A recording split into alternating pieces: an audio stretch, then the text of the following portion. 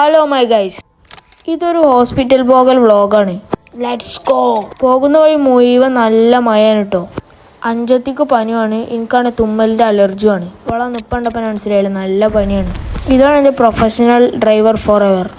വെറുതെ ഒന്ന് മടുത്തപ്പോൾ കുറച്ച് പാട്ടിടായിരുന്നു. അതിൻ്റെ ഡബിൾ നോക്കി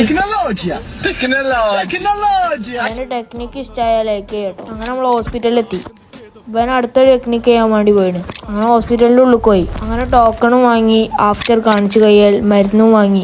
ശേഷം കുറച്ച് എക്സസൈസ് ചെയ്യാൻ ഇതിമ കയറിയതാണ്. അത് കഴിഞ്ഞിട്ട് ഇതിമലാട്ടോ കയറിയത്.